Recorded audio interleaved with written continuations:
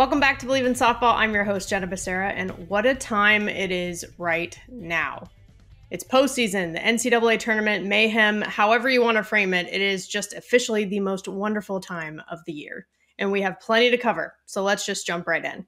First, some quick reminders for the show. Follow us on Instagram and Twitter at Bleav in Softball. That's BLEAV. Bleav in Softball is also on YouTube, so subscribe there. The video is pretty cool, and it's great to see the guests when we're talking as well. It's just a fun connection in that way. All right, let's go through today's batting order. First, we'll cover our bases. I'll share some news and callouts from around the softball world. There are plenty right now. Then we'll head into the interview, part 2 of my conversation with Amanda Freed. In part 1, we covered a lot. Postseason, working together on TV broadcasts, how she won championships at every level she's ever played at, casual, being one of the OG pitchers who hit, softball then versus now, just alums coaching at their alma maters, the pure love of the game, and whether or not I played it cool when we met. Just so many things. But in part 2, we'll talk about plenty more. Then we'll end things with the foul tip of the week, where I share tips to help us keep going and get better. All right, let's get started. Covering our bases. Our partners at BetOnline continue to be the #1 source for all your betting needs and sports info. Find all the latest odds, news, and sports developments for the NBA playoffs, Major League Baseball, fights, and NFL futures. BetOnline is your continued source for all sports wagering needs, including live betting and the fan favorite Vegas casino and poker games. It's really easy to get started. Head to the website or use your mobile device to sign up and use our promo code BLEAV to receive your 50% welcome bonus on your first deposit. BetOnline, where the game starts. And postseason is just starting for us right now. So for today, covering our bases is really, it's about the selection showdowns, the regional reactions, the postseason preview, any way you want to slice it. There's so much to talk about. And I have to say first, overall, it's not perfect. It's never going to be, right? The exact bracket that comes out. But I think we can all agree that it is way better and more balanced than last year. And we're coming off of a crazy conference tournament weekend, too, with automatic bids and people punching their tickets. And I have to say congratulations to all of them. And also congrats to all of the Bleav in softballers who will be participating. There's almost 30 guests that we've had involved with this NCAA tournament this year, 30. 20 or so competing as either a player or a coach. A few guests from every single season we've had. And also almost double digits in terms of people who are covering it in some way, whether that's broadcasters, journalists, etc. And there are also, not to mention how many alums or retired folks that definitely have a dog in the fight in this postseason run. So I'm just super proud of this group. I'm also excited to share that I will be at the Tuscaloosa Regional. I'm going to be doing audio broadcasts with Stanford. It's crazy because I haven't been back since the 2011 Super Regionals, my junior year. We won the first game when we were there, kind of stirred up all kinds of trouble. And then the next day we lost the next 2. And it's a long story. We were just 1 out away from making it to the World Series. Clearly it's still too soon for me to talk about, but I'm going to, because this weekend we're back and it's number 6 Alabama with Murray State and Chattanooga, as well as Stanford. To me, the thought of the Elena Vaughter, Montana Fouts potential pitching duel showdown is amazing. I think people have been talking about that as a regional to look out for in terms of pitching, and I think they're absolutely right. And then with Murray State and Chattanooga, they're coming off that conference championship momentum as well. And Murray State, it's their first time making it to the NCAA tournament. So congrats to them. Congrats to Grand Canyon, North Texas, and UNC Wilmington as well, all making it for the first time. They're going dancing. It's just nothing like it. There really is nothing like hearing your name, called during that selection show. I remember the pizza parties in the locker room every selection Sunday, and I was really lucky because I heard my name, Stanford, our team's name, all 4 years, and twice going to Super Regionals as well, my freshman year and that junior year in Alabama. Super lucky. We hosted every single year for regionals and even Super Regionals my freshman year, except for senior year. We went to Louisiana. And so just seeing every year the athletes that get to experience that too, it just makes me really happy. And I think the competition for the softball that we're going to see is unreal. Some of the toughest regionals, as I was, by the way, going through this and what I wanted to talk about and looking through everything inside and out, I could go on and on and on and go in a million different directions. But I just want to talk about some of the things that stood out to me. So in terms of toughest regionals, I think Tempe, a lot of people can agree with this, going to be tough with ASU, San Diego State, the Mountain West champs, Fullerton, and LSU. Like that is going to be one of the toughest regionals there is. And then ASU being that number 8 seed, also potentially hosting that super regional if they make it there.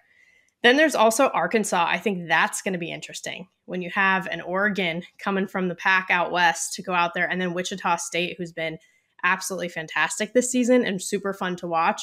And then the Ivy League champs with Princeton too. I think let's keep our eyes on that.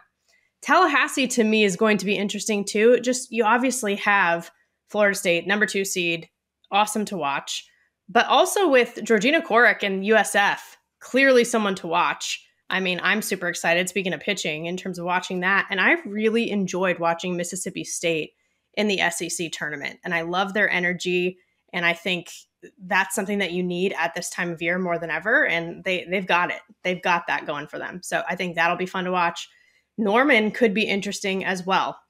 I don't know if we would have thought we would say that, earlier in the season, but they do have Texas A&M, Minnesota, and Prairie View coming. Jordy Ball, though, has not pitched since May 6th. And I don't think anyone would have guessed that OU would not be the Big 12 tournament champions. But Oklahoma State came through in Bedlam Part 2, essentially. But Jordy Ball was not part of it. She does have a forearm injury. Apparently, she's also spoken with Jenny Finch, who played with a fractured forearm for part of her career, one of her seasons. And it really, according to Patty Gasso, comes down to the doctors, what they say and what Jordy's pain tolerance and pain management can be. But I respect this about Coach Gasso, is that she said she's not going to do anything that either Jordy or the doctors don't want to do or don't feel comfortable with. But obviously, she's been such a freshman phenom, and who you have in the circle is absolutely crucial, especially this time of year. So that could make things interesting. Hopefully we get to see them at full strength. But some other interesting matchups too. You think about the Washington, Texas situation in Seattle, Tennessee possibly facing Oregon State's Mariah Maison. I mean, she is underrated to me. She is awesome, a two-way player, been an absolute workhorse for the Beavers the entire time she's been on campus. And I think, she makes things interesting. And so do they. They've been underrated for a long time, I think, and they could shake things up. And looking to Virginia Tech and Kentucky as well, that's a matchup that I would love to see. And I'm excited that we might get. And I just think I could keep going, but there is something interesting in every single regional this year. And there usually is, but I just think this year feels so good because it's a little more normalized. The selection show is a little more normalized, usual schedules, all that stuff. And here we are. But the ACC coming in hot. I've said it before on this show. I will say it again. I'll continue to. This conference is on fire, and I think it's just going to keep growing. 4 national seeds. Florida State number 2, like we said. Virginia Tech number 3. Clemson number 10. Duke number 12. Think about how Clemson, just their second full season they've ever competed in, and they're a top 10 seed. That is unreal. You think about Duke, too. It's been 5 years or so that they've even existed, and they're at number 12. And talking with Lonnie Alameda and Coach Rittman in the 2nd and 3rd episodes this season on the show, it was awesome to get their perspective. And we also talked with Marissa Young from Duke last season. And so first of all, I recommend listening and watching if you haven't yet, because they give some great insight into the programs, how they've built them, the ACC, the landscape as a conference, and just the national standings as well. And I think they're super hungry, these teams. The visibility they've had with the ACC network launching has been huge. It was reminiscent of when the SEC network launched, and that conference got a lot more attention, and that helps with recruiting and helps you build a program, right? And so we've sort of seen the attention start with the Pac-12 in the early years, move to the SEC, and I think the ACC is grabbing that torch, and there's Notre Dame and Georgia Tech who will also be competing in this tournament. But speaking of the Pac-12 too, 7 out of 9 teams made it to postseason, and 6 have potential SEC matchups, which is interesting. That's always such a postseason vibe to see those two, either that or the St. Pete Clearwater, Mary Nutter tournaments in the preseason. But 3 of the Pac-12 teams had national seeds. It was a big conversation, a lot of chatter on social media with ASU being the Pac-12 champions and beating UCLA head-to-head in their series during conference play, but getting the lower seed. I think ultimately, if you look at this, it's consistent by the committee throughout the rest of the bracket too, in a lot of ways, but it seemed to be a focus on RPI, which UCLA was higher in, strength of schedule, which UCLA was higher in, and the overall body of work. To me, I think, conference champions and head-to-head should matter. I don't know that they take that into a ton of consideration as of now. I think ASU has been really good at just letting the chip on their shoulder motivate them the entire season. They've talked about having a target on their back and how, people kind of hate us, but they've let it fuel them and it's worked. So you know what? Just keep that rolling. Like, why stop now? The selection show's over. They're just ready to compete at this point. So I think that's going to be exciting.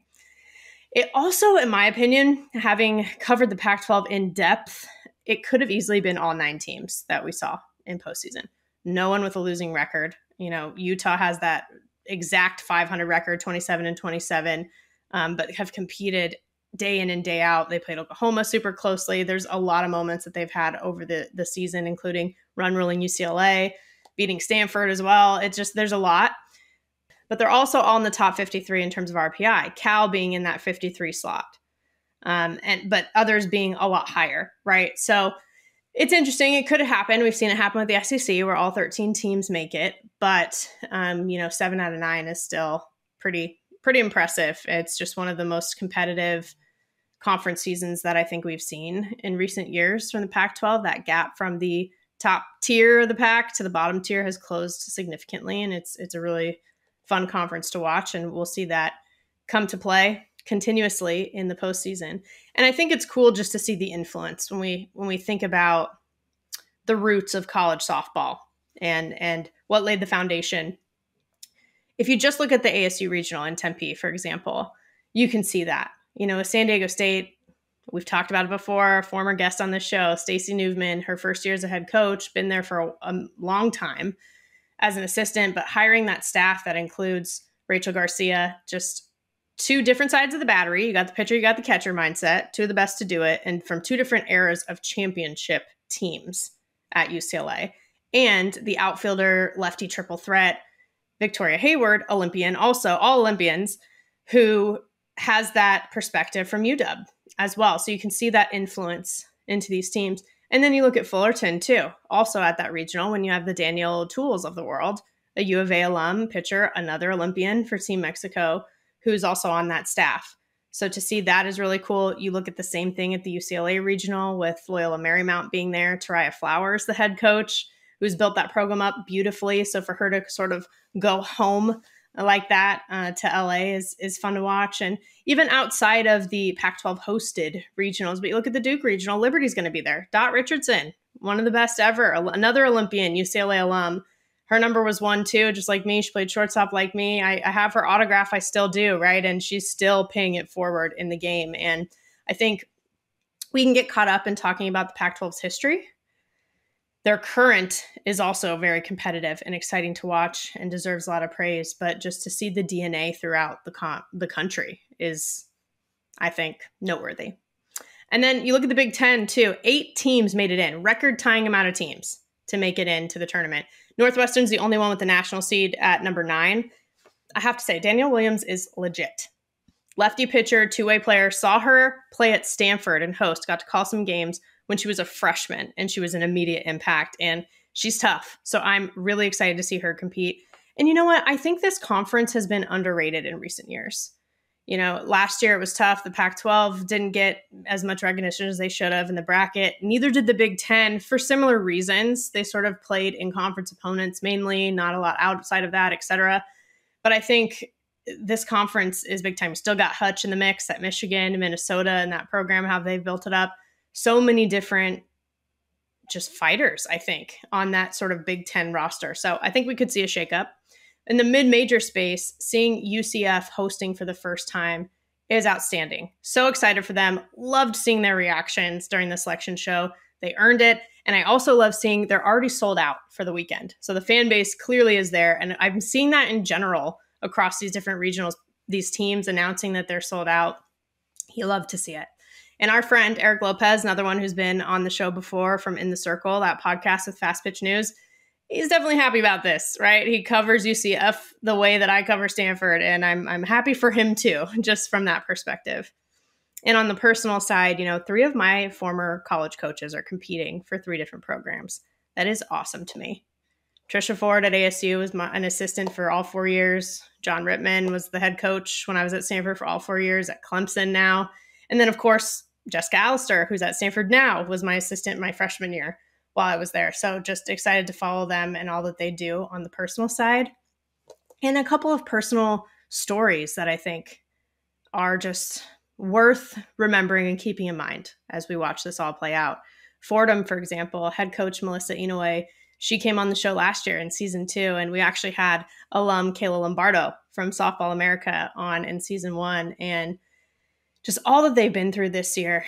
There was that incredible and scary story, but one of their players, Sarah, her life was saved at a game, and she's had a lot of issues with her heart, and it's been a survival story and something that has been heartwarming and just inspiring to watch. And I'm wishing them the best in postseason since they're in the tournament. And then also Howard, seeing Howard get in the tournament. They got the automatic bid when they won the conference championship. And Tori Tyson getting the outstanding coach of the year for the conference as well. Just everything that she's been through personally. She talked about it when she came on the show just a few weeks back, losing the father of her daughter in the middle of the season. She opened up about it and was very vulnerable. And I just think this is another example, these things, of the game paying you back. We're always going to see that. It's always going to come back to that. But someone who knows what this time of year is all about is today's guest. So let's head into the interview. And I think the other thing that I can't help but think about, too, when we talk about how you've won championships at every single level, you talked about coaching and being fortunate. I think that's obviously true. But in terms of teammates as well, I feel like not only because you had a lot of your UCLA teammates happen to be your Team USA teammates as well. Like, obviously that helps in terms of success. But in general, I feel like there has to be an element of you guys knowing how to be good teammates in order to have the success that you had. Yeah. And, back when I was playing in travel ball, it was, I know, I hate saying that, but it was different. There just wasn't a lot of travel ball. So it was kind of more of a natural progression out of rec ball. And I played rec ball when I was 13. I went back and played a season because I wasn't pitching in travel ball and I wanted to pitch still. So I thought, well, I'm going to go to rec ball and play so I can get some pitching time. And so I kind of dabbled in that, but it was more of a natural transition into travel ball and not so, oh, she's pretty good, let's go play travel ball, and it's such a quick commitment. But when I played 18U as I was mid 15. So my sophomore, junior, and senior year. And this was a loaded team. It was Gordon's Panthers. And at the time, Gordon's Panthers was like the UCLA of travel ball. And the Batbusters were like the Arizona of travel ball. So those two were always butting heads. And then there were a couple of other, like the Cruisers were around. And I shouldn't probably start to think like I should name them all because I'm going to miss them. But there were maybe a handful of really good organizations, but that was really it. And so on my team, Jessica Mendoza was on my team. Stacy Newman was on the team. Jenny Topping. I don't know if you remember Jenny Topping. Yep. We had just up and down our lineup, the 15 to 18 girls in the lineup were all D1 athletes, but not everybody could play the field all the time. And I think what was such a cool lesson was nobody whined about, well, at least not that I knew of, which is another lesson, but nobody really whined about playing time. We got the most work and the best work. I don't know, the best drive and push from working with each other and alongside each other. So, we played with the best. And so we constantly pushed each other at practice, but it wasn't an unhealthy competition. It was completely for the team and we won championships. Our parents were fantastic supporters. So, you hear about the car ride home and my parents were never, talking about what somebody else's mom or dad said, or I can't believe so-and-so made an error. I think too much of that goes on today, unfortunately. And, there are still some fantastic parents and, I love that. But I think because of the nature of how competitive recruiting is and just finding a team to get playing time and all that stuff. It's hard not to, want the best for your kids, especially now being a mom. Like, I understand now how hard it is to navigate, how far do you push? How far do you let it go before you need to step in? That stuff is hard. But I feel like I was really grateful that my parents separated my on the field and that experience from my teammates' experiences, from our home experience. Like, they were all compartmentalized to where softball wasn't my life and it didn't interfere with my relationships with my teammates. And that's really why we won. Yeah. Gosh, see, that is so key. But like I said before, it's like, that's not an easy balance to strike. Like, you do need that support. Like you mentioned, coaches, teammates, parents, like everyone's supporting you to be able to do that at the end of the day. Like that's what, I mean, is so incredible too. Cause we always say things like it takes a village, but it really does. It does. Yeah. Yeah. I feel like what you just said also kind of nails it on the head in terms of, it sounds like, just from the way you just described your Gordon's Panthers experience, that also prepared you to be able to compete when it mattered in college. That set your foundation, and then the Olympics, Absolutely. And then pro, and then all of it. Whereas today, if it's more showcase based and, some of those parent conversations like you're talking about, then when it comes to like the World Series in college, especially if you're an underclassman, it's very new to really think that competitively, if that makes sense. Oh, absolutely. And I think that's why we see a lot of athletes. I was just having a conversation not too long ago with a high school coach talking about some of the local high school kids who went off to college and aren't as successful as when they were here. And I think that's why we're seeing in general a lot of athletes that are expected to do great things in college just aren't really prepared for that level of competition. They're not really aware of how drastic of a jump that is. And I think, as a college coach, you want those athletes that have been thrown into the fire, who are playing on those best teams, not just because of the best teams, but because they've been around other really great players and they've played for championships and they've experienced a level of, success, but maybe defeat, but still that top stage. Think about a Jordy Ball, for example. And, last summer as an 18-year-old, threw in a national championship game, and she does the same thing performing out in the mound as she does going out playing in the top team in the country. And had she not been in that competitive, field with the Chicago Bandits and Nebraska Gold, I don't think she wouldn't have been able to do what she's doing now. But so I think that's important. And I think that's another reason why I wish we could go a little bit back to, more elite level travel ball and having, a lot of really great athletes. And I know it exists, playing on the same team and pushing each other. And, cause it's about playing time, but it's also, you want to test your skills if you want to play at the next level, and be realistic of where you belong too, and how many colleges there are out there. I don't know, this conversation can go in so many different directions, but, I have a lot of opinions over here.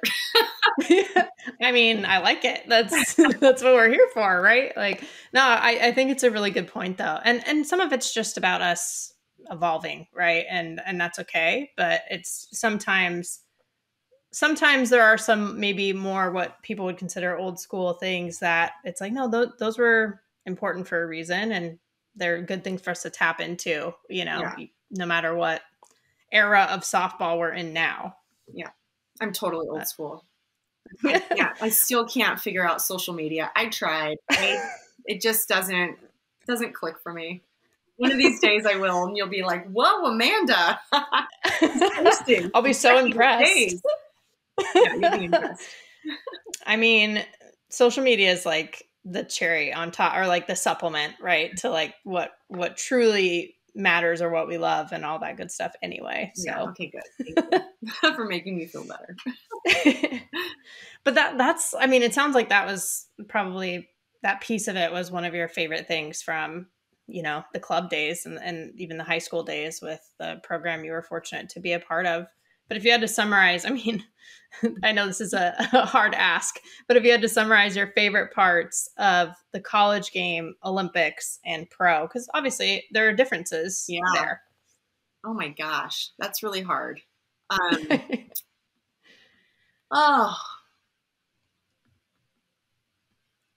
Well, college and Olympics were kind of the same feeling, I guess. That family feeling. College, when you go in, you're just a pup, like just a baby. And I always feel like, man, it's almost unfair that we have to go to college at 18 and compete at that level and be as immature as we are. We, meaning me. I just wasn't, I wish I could have been I wish I would have like acknowledged, I don't know, my experience a little bit more and been able to openly communicate more with my coaches and just grab a hold of the experience. It's really hard to like think about that and think, oh, I wish I would have done this differently, because I had a fantastic experience. I just think, wow, how would it have been different if maybe, I had a redshirted my freshman year and then had a COVID year and then been able to compete from 20 to 25, True. Yeah. Lessons along the way. But the sisterhood that I found at UCLA is still there. Like, I talk to my teammates regularly. We see each other regularly. And if we don't, we pick right up where we left off, and we're all having kids now. We get our kids together. And so that's an ongoing thing. And for USA, man, that was a marathon experience for me. So I started in high school. My first team was my senior year of high school. And then I finished in 08. So it was a while, almost 10 years, and decade. It was a lot of the same friends, so that was just, and the international experience, just being able to travel and see different parts of the world and understand and experience different cultures and the way that they play the game. That was really probably my biggest growth in my life, was just stepping outside of our bubble. I grew up in Southern California. I went to school in Southern California, but USA softball allowed me to get out of my comfort zone and, experience places that I'll never go again. I would love to, but chances are I won't ever.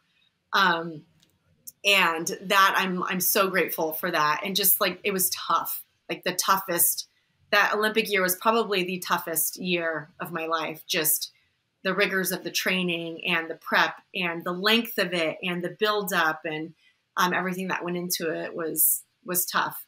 And then the Pro League was just, the Pro League it was fun. It was almost like a party in a way. Like and I know that Pro League gets a lot of, kickback from that, but it really just felt like, I think from going from UCLA, going to Team USA at that time, remember this was a while ago with the Pro League. So at that time, it wasn't a step down, but not all of the best athletes were going into the Pro League. And it was just kind of, it was the next step. And so it was just a fun way to kind of enjoy the game, enjoy new friendships and enjoyed it on a more personal or professional level. So it wasn't a lot of hardcore coaching, training. It was just management. You knew the game already, so you were just managed in the game.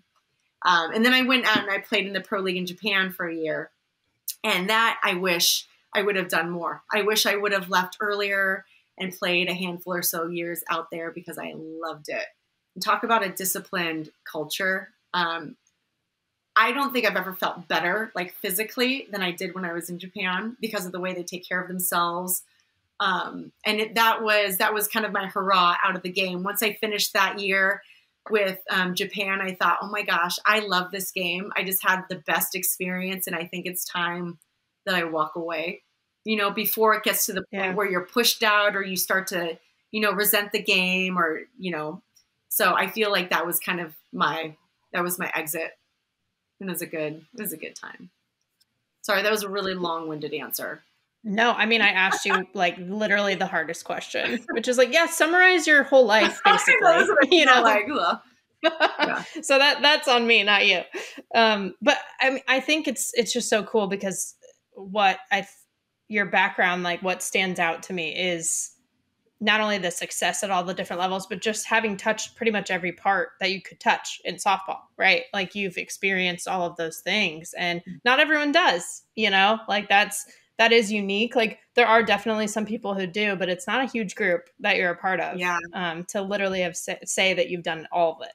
Yeah. And I think another part to this is, like in high school, my pitching coach was Ernie Parker, I don't know if you remember Ernie Parker, but he was Lisa Fernandez's pitching coach, and he was one of like the big names back then, and he's passed away. But when I was a sophomore in high school, he started inviting me on his pitching clinics. So he would travel and do pitching clinics, and I would travel with him, and I would be his demo person. But he taught me how to taught. I went to UCLA. Taught me how to teach pitching. And so that is kind of, it helped me, first of all, be a better pitcher, just because I was always like taking his lessons in and trying to teach others, which is such a great learning tool for yourself. But he also, like, again, would take me to Hawaii, Alaska, Iowa, like just different places at a time when clinics were really sought after. Today we've got showcases, and, you know, the way that travel ball is, they already have their hitting coaches and their pitching coaches and their agility. Like, there's no real need, parents see, to go out and seek out a skills clinic. But I was really fortunate to be able to come up in my career during a time where people wanted skill. So you got to travel to places all across the country. I used to go all over the place and just meet different families and young athletes and kind of, you know, share your medal and share your experiences and be a role model and, you know, let them know you could do it too. And just getting in front of them and sharing it. That was cool for me too, because I still have kids from way back that send pictures and say, this was me when I was 8. They're like, you know, 25 now. I'm like, I'm so old. But yeah, it's just not something that parents look for now, because there's so much information and so many resources for softball. But I was really lucky that at the time where I was at the height of my career, people were also looking for skills instruction. So I got to be a part of their journey also. What I think is so cool is you talked about being pushed out of your comfort zone. You're talking about that in terms of USA and international, but something that Kelly I said recently when she came on the podcast, this reminds me of, which is, she said, operate in your strength zone, but outside of your comfort zone. Like, keep pushing yourself, but like stick to your strengths, but keep pushing yourself to get better and better. And I feel like I'm seeing that as a theme in your softball journey, basically. Yeah, I think so. I've always been somebody who's really like, I have FOMO, I think, in a way, you know, fear of missing out on things. And I'm not like, people always laugh that like I decided to be a pitcher. I do not like to be in front of the camera. I don't like attention. I'm an introvert. I guess if you categorize me as that, like I love people, but in small amounts. But I do, like, I loved pitching, and there's things that, you know, but I've always like just somehow found the courage to say yes to things that have terrified me, but that I've been interested in. And you have to, because that's how I found Pac-12 work. That's how I did broadcasting. I didn't want to be in front of the camera. I was terrible. I remember the feelings of being on the camera for those first 15 seconds, you know, of the Open. I think I had worse butterflies than on the Olympic stage. Like, literally, I hated it, but I kept doing it, and it slowly got easier, and it slowly got easier. And then there'd be another opportunity. I'm like, I don't know if I could do that. I've never done it before, but I'm going to try. I'm just going to say yes. And then I'm going to figure out how I'm going to do it, you know, and just that has been my life, because I am a go-getter, but I'm not it's really hard to explain. I think you know what I'm saying. Like, I'm not the type that's going to like go and really put myself out there. You don't force anything. I don't try to force things. Yeah. But you go, when something's there, you're like, yeah, I'll push myself, you know, but you're not like trying to force anything that's not authentic. I'm the same way. I'm an introvert too. And here we were on Pac-12 Networks together talking about softball on TV. Yeah. But I think that's just the love of the game, right? But it's similar. Like the first 15 seconds, even still now, I get like, you know, nervous, and then you start to calm down, right? But I completely understand that. I talked to somebody about that alter ego, almost, that you're, you know, like I had a major alter ego when I stepped into the circle, or, you know, anything that I did on TV, or because you have to, otherwise I would never do anything. So I had to, you know, really separate who I wanted to be, who I reverted back to my comfort zone, and kind of just like put on a cape and say, okay, and forget about what other people think too. And I think that's the hardest thing, is it doesn't matter what other people think about my experience right now. I'm going to make the best of it and I might fail. I probably will according to my standards because, I set the bar higher than I can ever attain, which is, a complete bummer for me in life. But no, I have really high expectations for myself. So I'm never going to be able to attain what I think is excellence, but I also think that constantly pushes me to be a little bit better. I've just learned to give myself grace through the process and be okay with failure and, to keep going. So yeah, it's not going to stop. Like I can't see like the end game for that, I don't know if it's because of the way that I was as an athlete or just my nature from when I was born. I don't know what drives that, but it's never. I mean, it's a key to your success. I think giving yourself grace is important though. So that's good. I mean, I'm the same way. Perfectionist, all that stuff. But it's like, what is that saying? It's like, if you shoot for the moon, at least you land among the stars or whatever. Like if your expectations are here and you're like, oh, I'm a little bit short, you're still pretty, like pretty successful. Yeah. And so like, I remember Kelly, I said something in her intro on the show and I was like, yeah, 3-time national champion at UCLA. And she was like, yeah, we could have been 4, by the way. We lost 1-0 against U of A, da-da-da. And I was like, yep, this is how competitive perfectionist thing. That's what I always say about my UCLA experience. Because they're like, you won a couple, right? I'm like, oh, I just won my freshman year. But we were runners up the next 2 years. We should have won all 4 years. Like I always have to, we should have really, but I mean, we really shouldn't have the way that we played, especially my senior year, but we really could have won at least 3. But that's just the nature of the game. We gave Oklahoma their first championship. So you're welcome. Yeah. And I remember. See, that's when it all started. Yeah. For them. Oh, that is hilarious. And also like little known fact about you, speaking of like outside your comfort zone, the movie with Reese Witherspoon, How Do You Know? I know that you, and I think a few other teammates of yours, like I think appeared in the movie, but also like helped kind of train her too.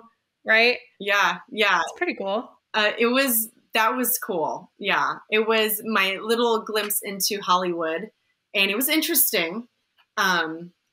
I would love to do one big blockbuster and then that's it. But I couldn't do it as a lifestyle. But no, that was really fun. It was, and Sue actually Inquist was the one that was hired to be Reese's trainer. And so she reached out to me and Andrea Duran, who was living local at the time, and a couple of others. And we would go up and basically just help her understand how to be a softball player. And because in the movie, she was going to be an Olympic softball player. And so we were, teaching her how to run properly and how to move on the field and how to stand, like little things like that you take for granted as an athlete, just the way that you hold your glove on your hip when you're in your position in between pitches. There's a certain way to stand, so little things like that was really fun to be a part of. And then through that, they then needed obviously extras and people to play softball players in the movie. So we did that. Tara Henry, who does D1, was her body double. And in some of the things, I think it was Tara. I shouldn't be. Oh, that's awesome. Yeah, there were a couple of them. It was Tara. Yeah. But yeah, it was a fun experience. And we filmed out in Philadelphia. And it was, a bunch of us softball players together, just kind of having fun outside our comfort zone, just going with the flow and working with major actors and producers and just having a good time. Well, I have to tell you, I distinctly remember for one of the series, I don't remember what year it was, but it had to be obviously before the movie came out. We played at UCLA that year. Maybe it was my freshman year, which would have been 2009. But we remember seeing Reese in the stands and we were like, funny. Why? Why is she here? And she was watching us play against UCLA. And I think just trying to see probably a lot of the things you guys were teaching her, see how softball players move and all that stuff. And we found out later that that's why she was there. But I distinctly remember that and remember thinking like, well, that's pretty cool, that they care about softball. It's funny. We just going to UCLA, we run into celebrities all the time because they live in and around the campus, and a lot of them use Drake Stadium and the stairs and just campus to walk and exercise and hang out. And so it's totally, you kind of. And Reese was a Stanford alum too, so we were like, did she just pick this because of that? You know, we were like trying to figure it out, but probably not. Probably just happened to be. Maybe she probably had to choose a game and said, "Oh, well, I'll go to the Stanford game. That'll be fun." Maybe. Was it a good game though? Do you remember? I remember we were good. UCLA and us, we were both good. Like it was like us and Washington who ultimately won the national championship that year, that were all like at the top of the pack. So I do think it was a good game. I don't remember who won. Okay. We'll have to go back and look. Which maybe means UCLA won and I'm just blocking you're not remembering it, yeah. Yeah, that's probably what it means. But I don't know. That's just so cool. Like, I always love to talk about, too, like what people have done since they stopped playing, too, you know? And I know you teach now in addition to the broadcasting, and you also have like high school games. I know that you work with high school players and things like that, too. And it's cool how like just different types of opportunities align. Like you said, it's hard. The transition after playing is really hard, but there are different paths and you can kind of create your own path. Yeah. No, and again, like I say yes to pretty much everything. And it's always that softball piece that's hard to let go of. And I don't think I ever will. So trying to hold on to that and start a new career. I got my credential, my master's. I started it before COVID.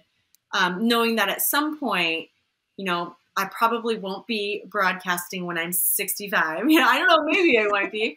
But at some point, especially with all the streaming and everything that's been going on, you know, I'll probably have to think about transitioning.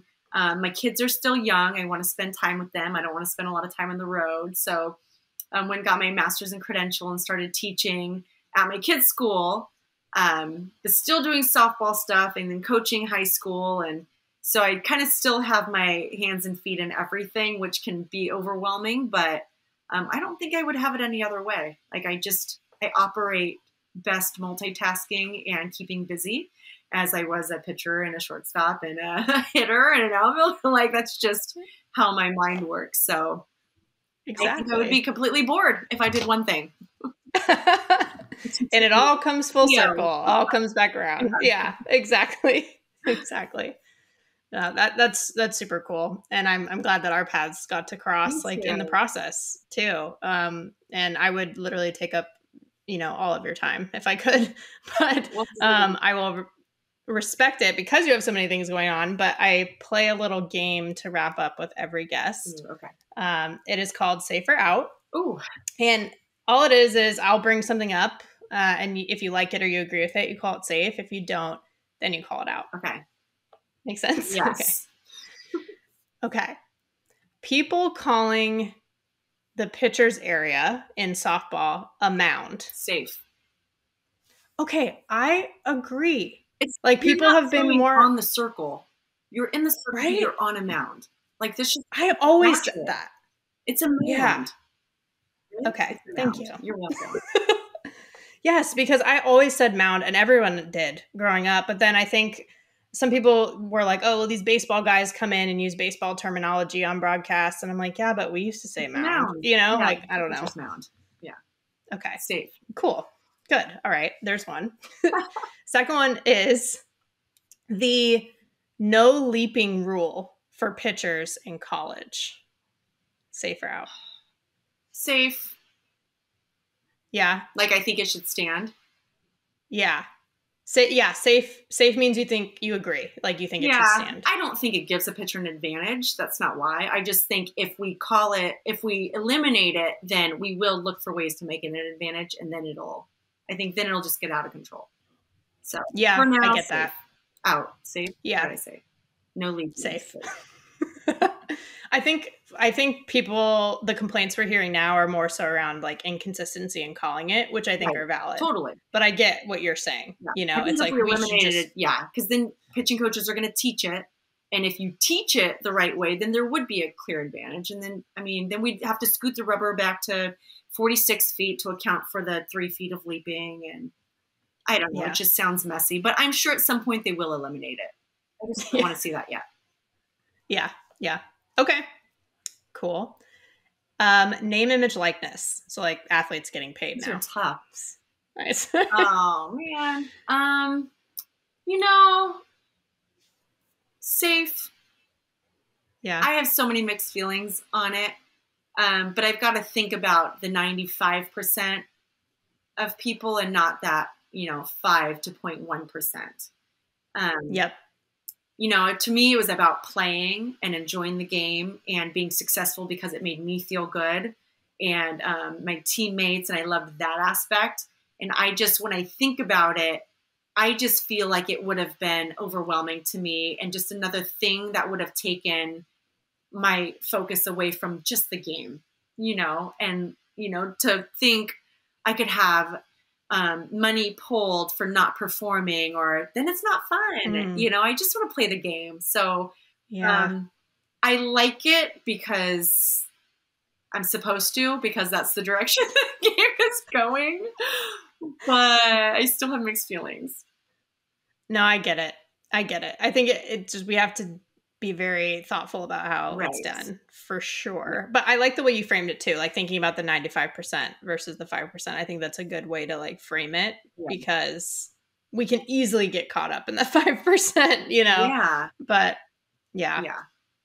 And in your case, it's like, oh, what? I have to pitch, I have to hit, I have to field, and I have to like do all these extra taxes because now I make money. I know. So, And at that time, like the Olympics, you don't get prize money or anything. You can't earn any money as a college athlete. So, I had college teammates that had to, say no to the money because they still had eligibility left. But I don't know. I'm okay with it. I felt like my scholarship was paying me to play, and I'm so grateful for that, that college tuition at UCLA. So I kind of feel like that was my payment. My husband and I get in this argument all the time. But I do think for as far as our game has evolved and as much exposure as we're getting, it is nice for these athletes to be recognized, as long as the universities and the coaches and the people around them can prioritize and balance like the health of it. Then I think it can be okay. Yeah. Yep. Makes sense to me. Okay, last one is bat flips, safe or out? Out. I knew it. I always like asking the pitchers / hitters though, because it like really could go either way, So you want to know another one that I think is out is batters not having to move in the box. Because if you're going to I agree. Flip on me, you want to know where that next pitch is coming? You might have to edit that part up. No, I agree. So no, I think that's a really good point though. That's a really good point. No one has brought that up before, like as kind of like a counter to the bat flip. But I mean, it wasn't really a counter. Bat flip to me, but I wasn't that kind of a player. Like I wasn't a showy player. I didn't, fist pump after a strikeout. And that's not necessarily a good or bad thing. Like that's just emotion. I think the bat flip is more of like what would you call it? I mean, like an outward show of like a flex. That's a flex. Yeah. That's not like, if it's like swing, like you just throw because you're so excited, but the couple of steps, boom, like that's out to me. I don't know. I don't like it. I think it's showboaty. I think there's other ways to show your excitement and pump your team up. Yeah. I feel like there are different degrees of it too, because I've seen like very small ones that do seem more like what you're saying, like, oh, they were just really emotional, excited. But then there are other ones where it's like, this seemed planned, Yeah, like a touchdown dance. You're like, okay. Maybe because I didn't hit a lot of home runs, like I was always swinging and then just like running as fast as I could around the bases, so I never had a chance. Same, but that's fair. Okay. So you, I think, loaded the bases, but then left them stranded. So we can decide, like, I feel like it started with the bat hitting Amanda. No, I mean, like, you had 3 safes, I think, and then an out. So you loaded the bases, hit her Amanda style, and then out at the end. Shut him down. Yeah. Pitcher Amanda style. That's true. Had to shut him down with the bat flip. Had to do it. Yeah. Well, thank you for this. This was so fun. I knew it would be, but I'm glad we got to do it. Thank you for inviting me. This was fun. I'm really glad you joined us for the second half of our conversation. Amanda's just a genuine, easygoing person, but also super competitive and driven, which is my favorite kind of combination. So this was super fun. And with that, let's transition to the foul tip of the week. This week's foul tip is about being a one-pitch warrior. So I heard that term during the selection show from our second guest this season, who I mentioned before, Lonnie Alameda, and she said it's a key part to the success of Florida State. And I think that's true whether they're the number 2 seed or not. I hadn't heard that term specifically, one-pitch warrior, before Coacha, but the concept of taking the game one pitch at a time is huge and something we've talked about on the show. And she talked about how that's why, their first 30 games are different maybe than their second 30 games and how they grow throughout the season. And taking a one pitch at a time approach was literally game-changing for me as a hitter when I played. I've talked about it before. When I truly adopted that mindset of just extreme focus on each pitch and shutting all the other noise out, that's when I hit my best. I was always really good at that defensively, but I was overthinking offensively. And once I did that in all parts of my game, it just clicked. I felt like me again, and then some. But taking one thing at a time in general has also been life-changing for me. I've always set big goals in life. I think anyone who's competed at anything at a high level is this way. So easy for us to look ahead to our goals at the end and feel really intimidated by how far we still have to go to get there. And if we think about that, it's overwhelming. But if you just simplify it to focusing on one thing at a time, breaking it down into smaller goals to accomplish in the short term, doing the next right thing, all of those things, then you look up one day and realize how far you've come. And that happened my senior year when someone pointed out to me that I had more than doubled the total number of hits that season versus my junior season the year before. I wasn't thinking about that. I was just trying to see the ball one pitch at a time. But that had freed me. Not worrying about anything else but the task at hand makes things easier because you're free. You're not held down by anything else. And that's why it happened. And it happens to me now as a broadcaster too. I had a moment earlier this season when I was in Seattle calling the UCLA UW series. I was sitting in the press box and I looked out at the water out past left field because it's absolutely beautiful at that stadium.